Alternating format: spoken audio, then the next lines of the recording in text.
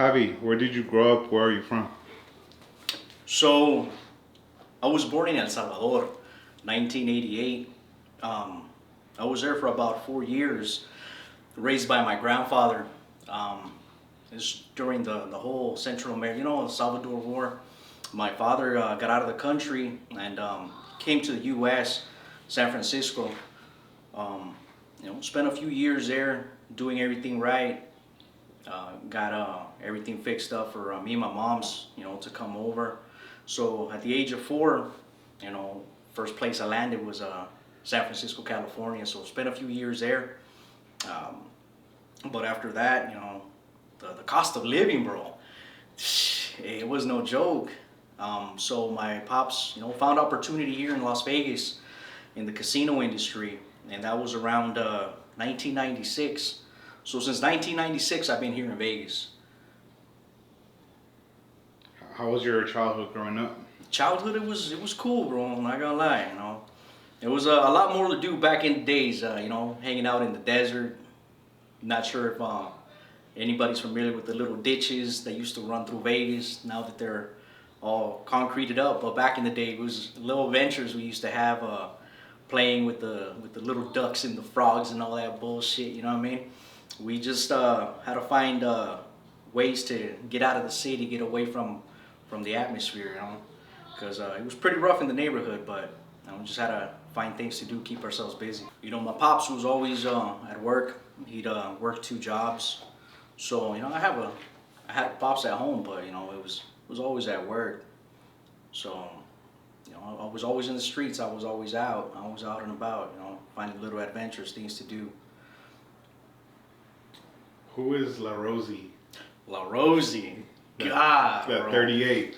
La Rosie 38. That's my Jaina right there. That's my Jaina. That's my Sancha. That's everything to me, bro. So, man, long story with her, bro. But there was this one day. I work at an auto parts store, and one day, Ñoño, Vato lives on 27th Street. He came in and he was looking for a part for a project that he was working on. And he's all like, man, I've gone everywhere with this part. Nobody wants to help me find it. It was a caliper, bro, an old caliper. He was working on his brakes. I said, you know what? Leave that caliper there, bro. I'm going to find it for you one way or another. I started opening boxes until I found it. It was like the fucking 15th, 20th box I opened, but I finally found what he needed. He came back an hour later. He's all like, shit, you found it. You took the time. I was all like, hell yeah, you came in with a mission, so I had to help out. He asked me, hey, you like old cars? I'm like, fuck yeah, bro, I do.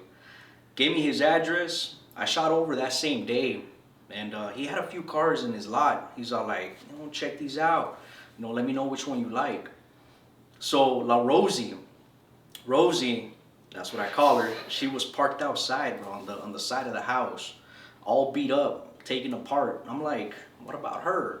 She got potential in Yeah, bro. He's all like, he told me straight out, bro, I'm gonna scrap it. I'm like, what? Nah, you can't scrap that, bro. He had told me that he had told a bunch of fools here in Vegas if they wanted to get it off of him, and everybody was just, saying nah. But I said, that's the one I want, bro. So he's like, you know what? I'll give it to you for cheap. Bro, he threw me that price. I couldn't say no. I took it home. Shit, I started taking all the pieces out. Opened the first door. Damn, there's a bumper here, a bumper there, a grill there. It was a whole car, bro, a whole complete car, the way you see her. And started putting her together, Found out that shit, it was gonna be expensive as fuck building a classic car. Just the brakes alone, it's like a 1,500. Building up the lines and everything. After that, I needed engine, suspension. I said, I'm never gonna build this shit. So I started doing measurements, and I found out that the wheel wells, which is the front of the wheel and the rear of the wheel, the center, it matched exactly what a Chevy S10 does, right? So I said, fuck, what are the odds, bro? So I took it upon myself and said, fuck it, I'm gonna do something different. And I found a Chevy S10 for cheap, took the whole trunk apart, the bed, the carriage, everything, took it apart, and I went ahead and laid the 38's body on top. Fuck, no no measurements, no fucking anything, bro. I just said, fuck it, it fits. I started drilling holes and bolting her on. So put her together like that, and all of a sudden, boom, I have a running car, bro. And I'm not sure if you've ever heard the song "The Wanderer." Yeah. Where, you know, he talks about, yo, he has so many females, you know what I mean? It's basically, who is it? Is it Ludacris's, or his, yeah, I Got Hoes in Different Area Codes? Yeah. It's basically the remake of that, you know, but back in the days, you know what I mean? It was the original. And what he says in the song is, they asked me, who's the one I truly love? And he's all like, I pop my chest open, and there's Rosie on my chest. And I'm like, you know what? That's fucking Rosie right there. That's gonna be my true love right there. And as you can see, bro, I'm a sucker for roses. You know, I got a rose here, roses there, a rose here. In my body, I got about a dozen roses tattooed all over me. So I said, hey, why not another one? And there she is right there. La Rosie. La Rosie. How long did it take you to build her? So I did everything, bro. Yeah, fuck, I did everything. Took me about a good solid year and a half to do everything I needed to do. Finding parts too. Fuck, dude, that was a mission. It didn't turn on though, huh? The original engine did, so that's why I said you know what, I'm gonna invest some money into it. But then when I started calculating, bro, I'm a single father of 5, bro, and I'm broke as fuck. You know what I mean? So to take on a project like that, I said it's never gonna happen. I wanted a driver, so I started, like I said, doing my own measurements, looking at different ways for me to get her on the road, and I found a way, and I started just applying myself to it, and you know, night and day. Shit, I almost lost. While building her, I had to get 2 tetanus shots. I almost lost this finger.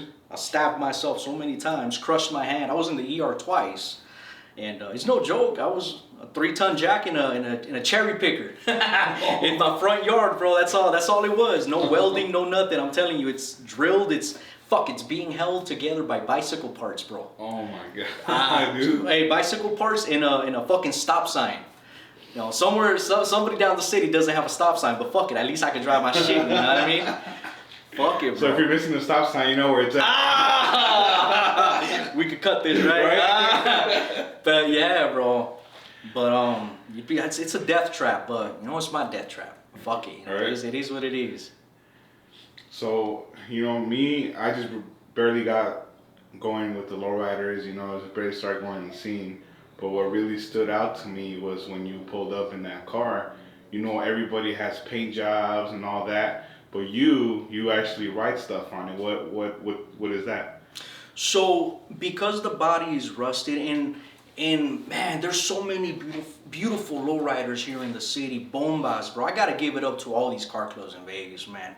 Viejitos, I mean, man. I mean everybody, bro. Ranflitas, estilo clásico. I mean, it's beautiful what they do with their cars, the way that they have them, the paint and everything, but what I wanted to do with this one was I wanted to show its age, you know. Shit, I'm getting older myself. I'm getting gray hairs, you know. Why not have Rosie out there showing her age? She's 19. She's from 1938, so she got some years on her, you know. So with the rust being the way it is, to me it was a canvas. You know, it was a canvas for me to express myself, express my art. And I said, you know, how am I gonna do this? And one day I just picked up a piece of chalk and I just write on it. And I'm all like, damn, that's sharp right there. It's clean. And I started doing my lettering on it. I used to do tattoos, calligraphy, all kinds of stuff. I'm into art, so I just started going crazy with it. You know, first big mural that I put on the back were 3 roses. I worked tres flores, so I had to represent the tres flores, you know, with the roses. And I just started, you know, putting things that had meaning to me on them. And I changed the murals. I used to change them every so often. About every 2-3 months, I used to have something different on her. But you know what I've had on her for the longest is something that's very dear to me.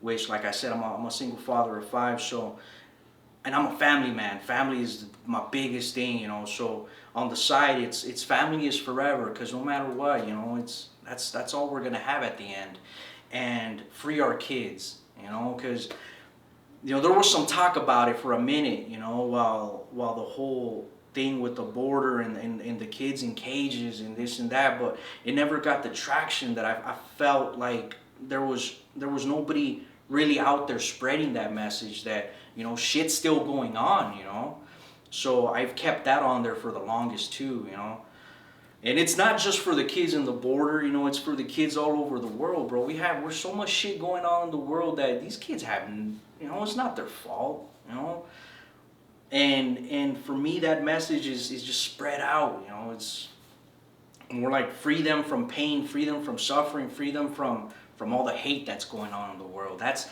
the biggest message that I want everybody to get when they read the back of the card. Beautiful, beautiful, bro. Another thing that stood out too, it's like when you park, because I'm a photographer, so I'm always looking at details and everything. And then the moment you walked out, bro, I seen that big ass feather. And then any other, you could wear any other clothes, but why a zoot? A zoot, man. So again, I'm from El Salvador. I know zoot. Oh, the zoot goes way back. It goes way back. A lot of people would say, it started in Chuco Town, or it started in downtown LA, or it started, far east where it was jazz and this and that, But the whole zoot thing is, man, have you seen the movie Zoot with Edward Elwood? Oh, man. So the first time I saw that movie, bro, I said, God damn, does this vato have estilo, bro?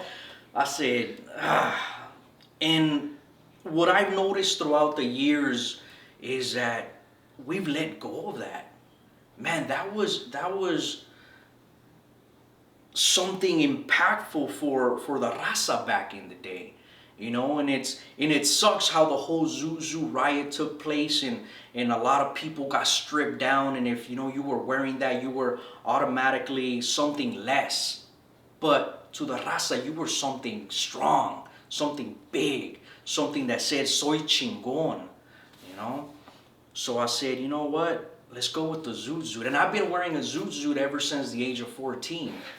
So, it's nothing new to me. It's something that I've always been carrying with me.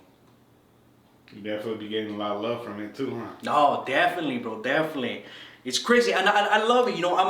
It's weird to say, you wouldn't get that vibe from me, but I'm antisocial, bro. Like man, I'm like the most shyest person ever. You know what I mean? So I remember the first time me wearing the first zoot, and it's like, and I gotta give a shout out to Rodolfo Quiroz, because man, he put me on the flyest zoots ever, made in León, Guanajuato. They come straight from Mexico, bro. God, they're beautiful. But the first time, that's quality. Oh, that's quality right there, yeah. bro. And the first time I wore one, man, the attention, the people that were like, yo. And the most beautiful thing too is that I have an older generation that comes up to me and they said, hey, my pops used to wear that. My uncle used to wear that. People that have come up to me teary-eyed and said, thank you for wearing that. And that to me is like, fuck, bro.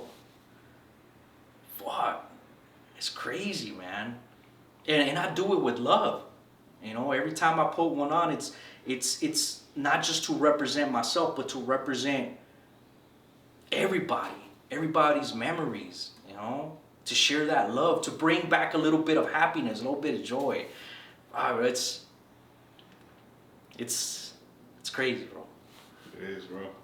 So what do you think about the lowrider scene and coming around with the cars? What do you think about that? Chicano culture, You know what? What I've just barely noticed is that Chicano culture is popping up here in Vegas, bro. It is, and it's been a long time coming, man.